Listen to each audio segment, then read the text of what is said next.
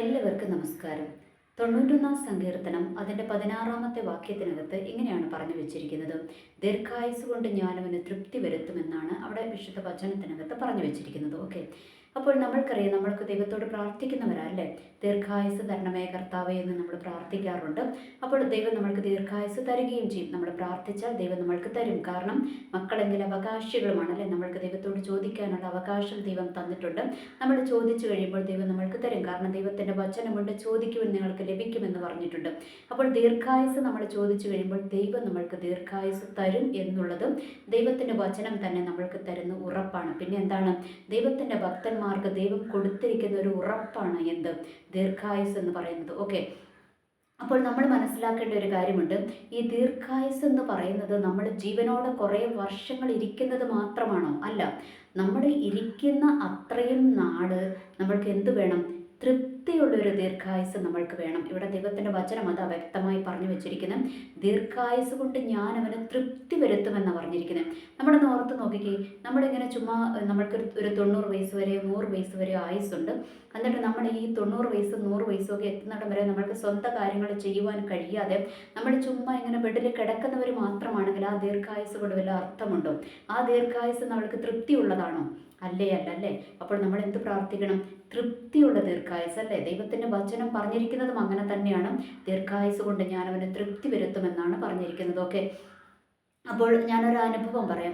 എനിക്കറിയാവുന്ന ഒരു ആൻറ്റി ഉണ്ട്. അപ്പോൾ ആ ആൻറ്റി ഒരു സെൻട്രൽ ഗവൺമെൻറ് ഉദ്യോഗസ്ഥയാണ്.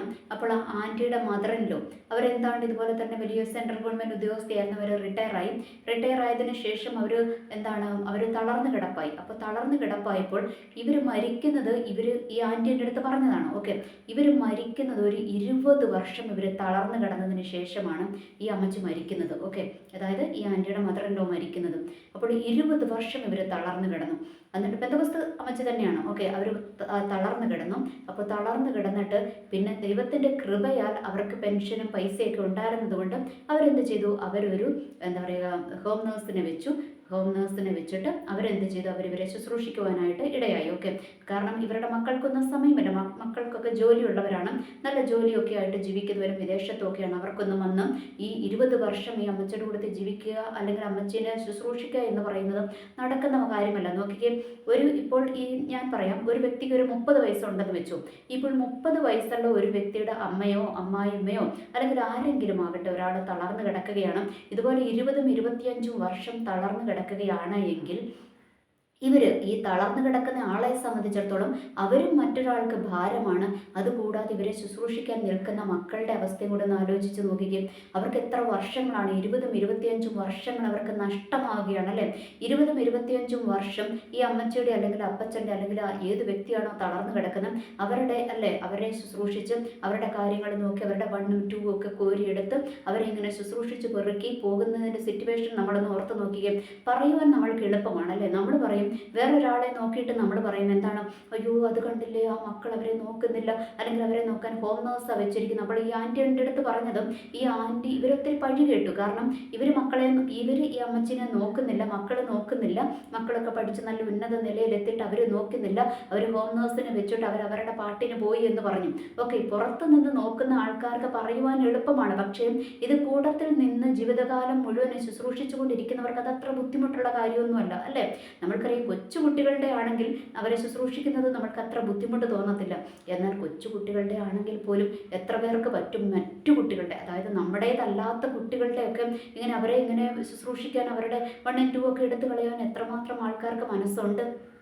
നമ്മളെ ഒന്ന് ശോധന ചെയ്യേണ്ടത് ആവശ്യമാണല്ലേ. നമ്മൾക്ക് അത്രയും മനസ്സുണ്ടോ?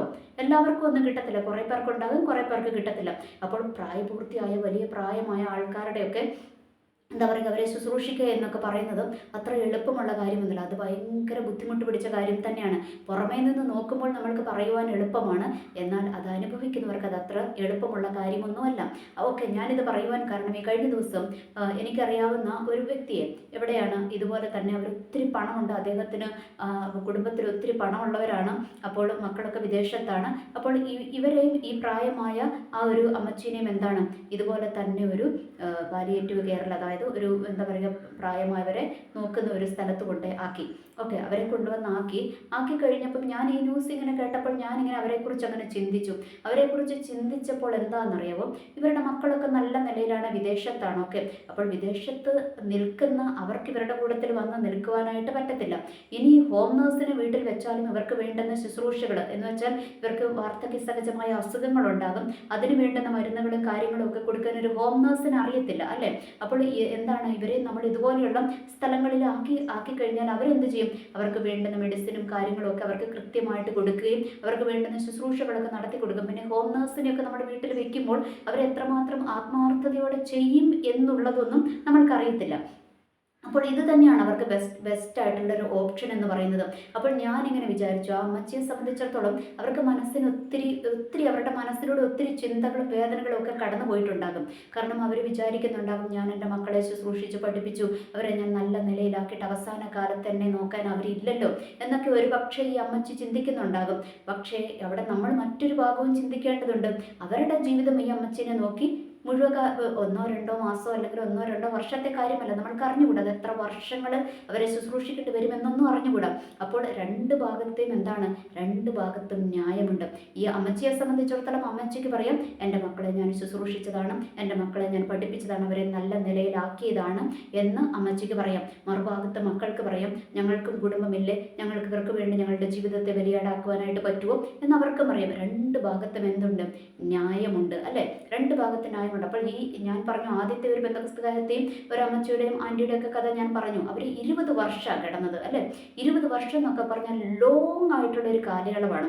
അപ്പോൾ ആ കാലയളവ് മുഴുവൻ ഈ മക്കൾക്ക് ജോലി കളഞ്ഞ് അവരുടെ കുടുംബത്തെ ഉപേക്ഷിച്ച് അവരുടെ കുടുംബത്തിൻ്റെ കാര്യങ്ങൾ നോക്കാതെ ഇവരെ ശുശ്രൂഷിക്കുക എന്ന് പറഞ്ഞാൽ നടക്കുന്ന കാര്യമൊന്നുമല്ല.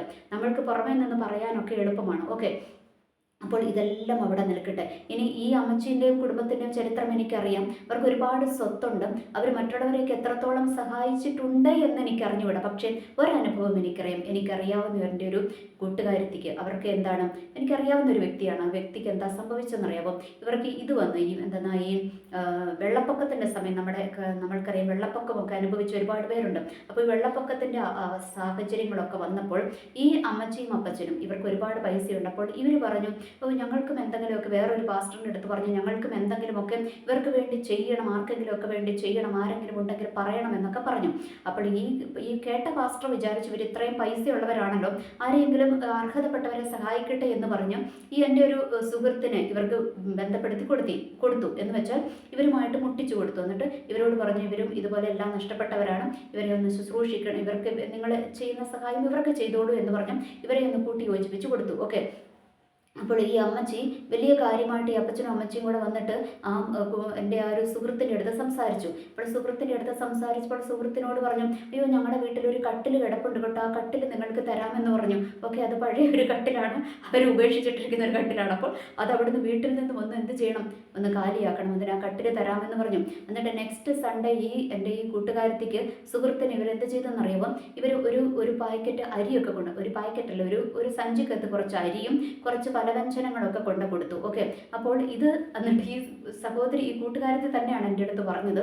അപ്പോൾ ഇവർക്ക് ഇങ്ങനെ കൊണ്ട് കൊടുത്തപ്പോൾ ഇവർ വീട്ടിൽ ചെന്ന് അഴിച്ചു നോക്കുമ്പോൾ ഈ അരി എന്ന് പറയുന്നത് എന്താണെന്നറിയാമോ, നമ്മൾ കുറേ ആയിട്ട് അരി മേടിച്ച് വെച്ചിട്ട് അത് ഉപയോഗിക്കാതിരിക്കുമ്പോൾ പൂപ്പൽ പിടിച്ചു പോകുന്ന അരിയില്ലേ, ചെള്ളൊക്കെ പിടിച്ചിരിക്കുന്ന അരി, അങ്ങനത്തെ അരിയാണ് ഈ അമ്മച്ചി കൊടുത്തത്. ഓക്കെ, ഇനി അതുകൂടാതെ കൊടുത്ത കടലയും പരിപ്പും ഒക്കെ ഇങ്ങനെ ഈ ചെള്ളിങ്ങനെ കുത്തിയ കടലയും പരിപ്പും ഒക്കെയാണ് കൊടുത്തിരിക്കുന്നത്. എന്ന് വെച്ചാൽ പഴകിയത്, എനിക്ക് തോന്നുന്നു ഇവരുടെ വീട്ടിലിരുന്ന പഴകിയത് ഇവരെടുത്ത് അങ്ങോട്ട് കൊടുത്തതായിരിക്കും. ഇങ്ങനെ എടുത്തു കൊടുത്തു. എന്നിട്ട് ഇത് കുറേ നാൾ കഴിഞ്ഞിട്ടാണ് ഞാൻ ഈ സംഭവം അറിയുന്നത്. അപ്പോൾ ഞാൻ ആ കൂട്ടുകാരത്തോട് ചോദിച്ചു, അതൊക്കെ നീ എന്താ ചെയ്തത്, അതൊക്കെ എടുത്ത് ദൂരെ കളഞ്ഞു എന്ന് ചോദിച്ചു. അന്നേരം അവൾ പറഞ്ഞു, ഭക്ഷണ സാധനമല്ലേ എന്ന് വെച്ചാൽ അവർ ബുദ്ധിമുട്ട് അറിയുന്നവരാണ്. അപ്പോൾ അവർ പറഞ്ഞു, ഭക്ഷണ സാധനമല്ലേ, എങ്ങനെയാ കളയുന്നത്, അത് ഞാൻ കഴുകിപ്പൊറുക്കിയൊക്കെ ഞാനത് ഉപയോഗിച്ചു എന്ന് പറഞ്ഞു. അപ്പോൾ എനിക്കൊന്നും മറുപടി പറയാനായിട്ട് പറ്റിയില്ല. കാരണം മറു സൈഡിൽ എന്താണ്, ഇവർ ബുദ്ധിമുട്ട് അനുഭവിക്കുന്നവരാണ് ഒന്ന്. രണ്ടാമത്തത് ഇത്രയും പണവും പ്രതാപവും ഉണ്ടായിട്ട് ഇവർ കൊടുത്തില്ലെങ്കിൽ ഇവരോട് ആരെങ്കിലും ചോദിക്കുമോ, ഇവരോട് ആരെങ്കിലും അങ്ങോട്ട് ചെന്ന് പറഞ്ഞതാണോ? ഇവരോട് ആരും അങ്ങോട്ട് ചെന്ന് പറഞ്ഞതല്ല, നിങ്ങൾ ഇവരെ സഹായിക്കണമെന്ന് ആരും ചെന്ന് പറഞ്ഞതല്ല. ഇവർ തന്നെ ഇങ്ങോട്ട് ആ പാസ്റ്ററിൻ്റെ അടുത്ത് പറഞ്ഞു, ഇവരുടെ ചർച്ചയുള്ള പാസ്റ്ററിൻ്റെ അടുത്ത് പറഞ്ഞു, എനിക്ക് ആരെങ്കിലും സഹായിക്കണം. അങ്ങനെ ആ ചർച്ചിൽ തന്നെയുള്ള ഒരു സഹോദരിയെ ഇവർക്ക് കണക്ട് ചെയ്ത് കൊടുത്തതാണ്. ഇത് മുന്നിട്ടിറങ്ങിയതാരാ, ഇവർ തന്നെ ഇങ്ങോട്ട് പറഞ്ഞതാണ്. അപ്പോൾ ഞാൻ പറഞ്ഞു വരുന്നതിൻ്റെ അർത്ഥം എന്താണെന്ന് നിങ്ങൾക്ക് മനസ്സിലായി എന്ന് വിശ്വസിക്കുന്നു. നമ്മൾ മറ്റുള്ളവരെ സഹായിച്ചില്ലെങ്കിലും കുഴപ്പമില്ല, നമ്മൾ ഇങ്ങനത്തെ സഹായങ്ങൾ ചെയ്യരുത്. കാരണം ഇങ്ങനത്തെ സഹായങ്ങൾ ചെയ്താൽ അത് ദൈവം കാണുന്നതുണ്ട്. കാരണം ഈ അമ്മച്ചിയും അപ്പച്ചനും കൂടെ ഈ ഒരു അരിയും കാര്യങ്ങളും ഈ സഹോദരിക്ക് കൊടുത്തപ്പോൾ എന്തായിരുന്നു അവരുടെ മനസ്സിലെ വിചാരം? ആ ഒരു ലെവലിലാണ് ആ സഹോദരിയെ കണ്ടത്. ഓർക്കുക, രണ്ടുപേരും ഒരു ചർച്ചിൽ ഒരേ ദൈവത്തെ ആരാധിക്കുന്നവരാണ്. ഒരാൾ പാവപ്പെട്ടതും ഒരാൾ പണക്കാരുമാണ്. പക്ഷേ ഇവരുടെ മെൻറ്റാലിറ്റി ആയിരുന്നു അല്ലേ, ഇവർ ആ സഹോദരിയെ അത്രേ കാണുന്നുള്ളൂ, അത്രയും വില കുറഞ്ഞ അവർ കാണുന്നത്. അതുകൊണ്ടാണ് അവരത്രയും മോശം സാധനം ആ സഹോദരിക്ക് കൊടുക്കുവാനായിട്ട് ഇടയായത്. ഇനി നമ്മൾ ഈ രണ്ട് കാര്യങ്ങളും അവിടെ നിർത്തിയിട്ട് നമ്മളുടെ ദൈവത്തെ ഒന്ന് ഓർത്ത് നോക്കിക്കേ. നമ്മുടെ ദൈവം, ഈ ദൈവം ആരാണ്? ഇവരും ആരാധിക്കുന്ന ദൈവമാണ്, ഈ പാവപ്പെട്ട സഹോദരി ആരാധിക്കുന്ന ദൈവമാണ്. അപ്പോൾ ഈ ദൈവം കാണുമോ ഇത്? ദൈവത്തിൻ്റെ അതേ മകൾക്ക് അല്ലേ, മകൾക്ക് ഇവർ കൊടുത്തിരിക്കുന്നതാണ്, ഇവർ കൊടുത്തിരിക്കുന്ന വിലയാണത് അല്ലേ, ഇവർ കൊടുത്ത വിലയാണ് അവിടെ കാണുവാനായിട്ട് മനസ്സിലായത്. ഇവർ അത്രയും വിലയെ ആ സഹോദരിക്ക് കൊടുത്തിട്ടുണ്ടായിരുന്നുള്ളൂ. ഇത് ദൈവം കാണുന്നില്ലേ? ദൈവം കാണുന്നുണ്ട്. അത് ശാപമായിട്ട് അവരുടെ മേൽ വീഴും. ആ സഹോദരി ശപിച്ചില്ലെങ്കിലും ഇത് ദൈവത്തിൻ്റെ ശാപമായിട്ട് ഈ കുടുംബത്തിൻ്റെ മേൽ വീഴും. അതുകൊണ്ടാണ് ഇവർക്ക് ഈ സിറ്റുവേഷൻ വന്നതെന്നൊന്നുമല്ല ഞാൻ പറഞ്ഞു വരുന്നത്. ഞാൻ പറഞ്ഞു വരുന്നതിൻ്റെ അർത്ഥം, ഈ ഒരു സംഭവം എനിക്ക് അറിയാവുന്നത് കൊണ്ട് ഞാനൊരു മുന്നറിയിപ്പ് പോലെ പറയുന്നു എന്ന് മാത്രമേ ഉള്ളൂ. നമ്മൾ ആരെയും സഹായിച്ചില്ലെങ്കിലും, ഞാൻ എൻ്റെ മുന്നേ ഉള്ളൊരു വീഡിയോയിലും പറഞ്ഞിട്ടുണ്ട്, നമ്മൾ ആരെയും സഹായിച്ചില്ലെങ്കിലും ആരും ചോദിക്കാൻ വരത്തില്ല കേട്ടോ. നമ്മൾക്ക് കുറച്ച് പ്രശംസയൊക്കെ കിട്ടത്തില്ലെന്നേ ഉള്ളൂ. അതും ആ ചർച്ചിൽ എല്ലാവരുടെയും മുൻപിൽ നിന്നൊക്കെ ചാക്ക് ഒരു സഞ്ചിയൊക്കെ ആയിട്ട് എടുത്തുകൊണ്ട് കൊടുത്തത്. അപ്പോൾ ആൾക്കാർ വിചാരിച്ചു കാണും, ഓ ഈ അപ്പച്ചനും അമ്മച്ചും എല്ലാവരെയും സഹായിക്കുന്നവരാണെന്നുള്ള പ്രശംസയൊക്കെ കിട്ടിക്കാണും. പക്ഷേ കിട്ടിയ ആൾക്കറിയാം അത് ആ സഹോദരിയുടെ മാന്യത കൊണ്ട് അവർ ആരോടും പറഞ്ഞില്ല. എന്നോട് മാത്രമേ, എന്നോട് അത്ര അടുപ്പമുള്ളത് കൊണ്ട് എന്നോട് പറഞ്ഞിരിക്കുന്ന ഒരു വർഷങ്ങൾക്ക് മുൻപേ നടന്നതാണ്. അപ്പോൾ ഈ ഒരു സംഭവം കേട്ടപ്പോൾ ഞാനതങ്ങ് പറയുന്നു എന്ന് മാത്രമേ ഉള്ളൂ അല്ലേ. ആരും അറിയത്തില്ല. നമ്മൾ മനസ്സിലാക്കേണ്ട ഒരു കാര്യമുണ്ട്, നമ്മൾ മറ്റുള്ളവരുടെ മുമ്പിൽ പ്രശംസ കിട്ടുവാൻ വേണ്ടിയിട്ട് നമ്മൾ ആരെയും സഹായിക്കണ്ട. നമ്മൾ സഹായിച്ചാൽ എങ്ങനെ സഹായിക്കണം? നമ്മളെപ്പോലെ തന്നെ നമ്മൾ ദൈവത്തിൻ്റെ മക്കളാണെങ്കിൽ അതേ വിലയുള്ളവരാണ് ഇപ്പറയുള്ളവനും. നമ്മൾ വലിയ പണക്കാരായതുകൊണ്ട് ദൈവത്തിൻ്റെ മുൻപിൽ നമ്മൾക്ക് വലിയ സ്ഥാനവും ഈ പാവപ്പെട്ടവന് ചെറിയ സ്ഥാനവും അങ്ങനെയൊന്നുമില്ല. നമ്മൾക്ക് അറിഞ്ഞുകൂടാ ദൈവത്തിൻ്റെ മുൻപിൽ ആരാണ് വിലപ്പെട്ടതെന്ന് നമ്മൾക്ക് അറിഞ്ഞുകൂടാ. അതുകൊണ്ട് നമ്മൾ ദാനധർമ്മങ്ങൾ കൊടുക്കുമ്പോൾ നമ്മൾ എന്ത് ചെയ്യണം? ഏറ്റവും നല്ലത് നമ്മൾക്ക് എങ്ങനെയാണോ മേടിക്കുന്നത് അതുപോലെ തന്നെ കൊടുക്കുവാൻ നമ്മൾ ശ്രമിക്കുക. ഇല്ലെങ്കിൽ നമ്മൾ കൊടുക്കാൻ പോകണ്ടെന്നേ, ആരും ചോദിക്കാൻ വരത്തില്ല. കൊടുത്തിട്ട് ശാപം നമ്മളുടെ മേൽ നമ്മൾ എടുത്ത് വയ്ക്കരുത്. ഇനി മറ്റൊരു ഒരു കഥയും കൂടെ ഞാൻ പറയാം. എനിക്കറിയാവുന്ന ഒരു അമ്മച്ചിയുണ്ട്. ഈ അമ്മച്ചി ഒരു നായർ സമുദായത്തിൽ നിന്ന് രക്ഷിക്കപ്പെട്ടു വന്ന അമ്മച്ചിയാണ് കേട്ടോ, ക്രിസ്ത്യൻ ഇതിനകത്തോട്ട് വന്നതാണ്. അപ്പോൾ ഈ അമ്മച്ചി ആദ്യമകാലങ്ങളിൽ ഒരുപാട് കഷ്ടപ്പാടും ദുരിതവും ഒക്കെ അനുഭവിച്ചതാണ്. ഇന്നും അമ്മച്ചി എങ്ങനെയാണെന്ന് വെച്ചാൽ, അമ്മച്ചിയുടെ മക്കൾ ഒരു മകള് ന്യൂയോർക്കിലാണ്, നേഴ്സാണ്, ഒരു മകൾ ഏതാണ്ട് സോഫ്റ്റ്വെയർ കമ്പനിയിൽ വർക്ക് ചെയ്യുന്നു. അങ്ങനെ രണ്ട് പെൺകുട്ടികളാണ്, രണ്ടുപേരും നല്ല നിലയിലെത്തി. പക്ഷേ ഇവർ രണ്ടുപേരും അമ്മച്ചിക്ക് വലിയ കാര്യമായിട്ട് അമ്മച്ചിക്ക് ഗുണമൊന്നുമില്ല. അവർ രണ്ടുപേരും രണ്ട് വഴിക്കാണ്. അമ്മച്ചിയും ഈ അപ്പച്ചനും കൂടിയാണ് താമസിക്കുന്നത്. അമ്മച്ചിക്ക് തീരെ വയ്യ, പക്ഷേ എങ്കിലും ആ അമ്മച്ചിക്ക് എഴുന്നേറ്റ് അമ്മച്ചിയുടെ കാര്യങ്ങളെല്ലാം ചെയ്യുവാനായിട്ട് പറ്റും. ഓക്കെ, ഈ അമ്മച്ചിയുടെ ഒരു സ്വഭാവം എന്നാണെന്നറിയാമോ? ഈ അമ്മച്ചിക്ക് മക്കൾ കൊടുത്തില്ലെങ്കിലും ഈ ആത്മീയത്തിൽ ഒരുപാട് മക്കളുണ്ട് അമ്മച്ചിക്ക്. അവരെയൊക്കെ അമ്മച്ചി ഒരു കാലത്ത് അവരെ സഹായിക്കുകയും അമ്മച്ചിയുടെ കയ്യിൽ ആരെങ്കിലുമൊക്കെ അമ്മച്ചിക്ക് കൊണ്ട് കൊടുക്കുന്ന പൈസയൊക്കെ ഇവർക്ക് കൊടുക്കുകയും നല്ല ഡ്രസ്സുകൾ കിട്ടിയാൽ അവർക്ക് കൊടുക്കുകയും അമ്മച്ചിക്ക് 2-3 സാരിയേ ഉള്ളൂ. അമ്മച്ചിക്ക് വേണമെങ്കിൽ ഒരുപാടുണ്ട്. പക്ഷേ അമ്മച്ചി എന്താണ്, അമ്മച്ചിക്ക് ആരെങ്കിലുമൊക്കെ കൊടുത്താലും അമ്മച്ചി 2-3 സാരി മാത്രമേ അമ്മച്ചിക്കുള്ളൂ. എനിക്ക് നന്നായിട്ട് അറിയാവുന്ന അമ്മച്ചിയാണ്. 2-3 സാരിയേ ഉള്ളൂ. ബാക്കി മുഴുവൻ മറ്റുള്ളവർക്ക് ദാനം ചെയ്യും ഈ അമ്മച്ചി. ഈ അമ്മച്ചി കൊടുക്കുന്നത് ഒരിക്കലും മോശം കൊടുക്കത്തില്ല, എപ്പോഴും നല്ലത്. അമ്മച്ചിയുടെ കയ്യിൽ കിട്ടുന്ന എന്താണോ നല്ലത്, അമ്മച്ചിയുടെ കയ്യിൽ ആരും മോശമായിട്ട് കൊടുക്കത്തില്ല, നല്ലതേ കൊടുക്കത്തുള്ളൂ. അതെല്ലാം അമ്മച്ചി മറ്റുള്ളവർക്ക് ദാനം ചെയ്യും. ഇനി ദാനം ചെയ്തവരൊക്കെ എന്താണ്, അവർക്ക് നല്ല നിലയിൽ എത്തിക്കഴിയുമ്പോൾ അവർ ഈ അമ്മച്ചിയുടെ അടുത്ത് കൊണ്ടുവന്ന് പിന്നെ പൈസയോ കാര്യങ്ങളോ ഒക്കെ കൊടുക്കും. അപ്പോൾ അമ്മച്ചി അതുപോലെ തന്നെ പാവപ്പെട്ട കുട്ടികളെ കണ്ടെത്തി അവർക്ക് ഇങ്ങനെ ദാനം ചെയ്യുന്ന ഒരു അമ്മച്ചിയുണ്ട് കേട്ടോ. പക്ഷേ ഈ അമ്മച്ചിക്ക് മക്കൾ നോക്കിയില്ലെങ്കിൽ ഈ അമ്മച്ചിയുടെ വീട്ടിലോട്ട് ആരെയും ഈ അങ്കിൾ അടുപ്പിക്കത്തില്ല. കാരണം ഈ അങ്കിള് രക്ഷിക്കപ്പെട്ട് സ്നാനപ്പെട്ടെങ്കിലും പുള്ളിക്ക് ആ ഒരു പാരമ്പര്യക്കെട്ട് വിട്ടുമാറിയിട്ടില്ല, നന്നായിട്ട് രക്ഷിക്കപ്പെട്ടതല്ല. അതുകൊണ്ട് ഈ അങ്കിള് വീട്ടിലോട്ട് ആരെയും അടുപ്പിക്കത്തില്ല. അതുകൊണ്ട് ഈ അമ്മച്ചിനെ സഹായിക്കാൻ ആർക്കെങ്കിലും എന്ന് വെച്ചാൽ അമ്മച്ചിക്ക് കാലിനൊക്കെ നല്ല വേദനയാണ്, അങ്ങോട്ട് വീട്ടിൽ ചെന്ന് അമ്മച്ചിനെ സഹായിക്കാന്ന് വെച്ചാൽ ഒരാളെ പോലും ഈ അങ്കിൾ അങ്ങോട്ട് അടുപ്പിക്കത്തില്ല. ഓക്കെ, പക്ഷേ എന്താണ്, ഈ അമ്മച്ചി മറ്റുള്ളവരെ നന്നായി സഹായിച്ചുകൊണ്ടിരുന്ന അമ്മച്ചിയാണ്. അതുകൊണ്ട് എന്താണെന്നറിയാവോ, ഈ അമ്മച്ചി വീണു പോകാതെ കിടന്നു പോകാതെ ഇന്നും ആ അമ്മച്ചിനെ കരത്തിൽ വഹിക്കുന്ന ഒരു ദൈവമുണ്ട്. എനിക്കറിയാം ആ അമ്മച്ചി ഒരിക്കലും വീണു പോകത്തില്ല. കാരണം വീണു പോയാൽ ആ അമ്മച്ചിനെ ശുശ്രൂഷിക്കാൻ ആരും ഉണ്ടാകത്തില്ല. ഒരുപാട് മക്കളുണ്ട്, പക്ഷെ അവരെ ആരെയും അങ്ങോട്ട് ഈ അങ്കൾ അടുപ്പിക്കത്തില്ല. അതുകൊണ്ട് ദൈവം ആ അമ്മച്ചിയെ സംരക്ഷിക്കും. അതിൻ്റെ മെയിൻ കാരണം എന്താണെന്നറിയാവോ, ഇന്നും ആ അമ്മച്ചിനെ സംരക്ഷിച്ചുകൊണ്ടിരിക്കുക. വാർദ്ധക്യ സഹജമായ അസുഖങ്ങളൊക്കെ ഉണ്ട്, എന്നാലും ആ അമ്മച്ചിനെ എഴുന്നേറ്റ് ദൈവം നടത്തുന്നുണ്ട്. കാരണം എന്താണെന്നറിയാമോ, ആ അമ്മച്ചി ഒരുപാട് പേരെ സഹായിച്ചതൊക്കെ ഏറ്റവും നല്ലത് അവർക്ക് വേണ്ടി കൊടുത്ത്. ആരെയും പാവപ്പെട്ടവരാ, അമ്മച്ചിയുടെ ചുറ്റുമുള്ളതൊക്കെ പാവപ്പെട്ടവരാ. അവരെയൊക്കെ ദൈവം, പാവപ്പെട്ട ദൈവദാസന്മാരെ, പാവപ്പെട്ട ദൈവമക്കളെയൊക്കെ അമ്മച്ചി കരുതുന്നത്. അവരൊക്കെ എന്താണെന്നറിയാമോ, അവരെയൊക്കെ അമ്മച്ചിയുടെ മക്കളെ കാണുന്നത് പോലെ തന്നെ അവരെയൊക്കെ കണ്ട് അവരെയൊക്കെ ശുശ്രൂഷിക്കുന്നു. അതുകൊണ്ട് ഇന്നും ദീർഘായുസോടെ, തൃപ്തിയുള്ള ദീർഘായുസോടെ ഇരിക്കുന്ന ഒരു അമ്മച്ചിനെ എൻ്റെ മുൻപിൽ ഞാൻ കണ്ടുകൊണ്ടിരിക്കുകയാണ്. അതുകൊണ്ട് പ്രിയപ്പെട്ടവരെ, ഞാനിത് പറയുന്നത് നമ്മളൊക്കെ ചെറുപ്പമാണ്, നമ്മളും ഇതൊക്കെ പാഠമായിട്ട് എടുക്കണം. കാരണം നാളെ നമ്മളും വീണു പോകരുത്.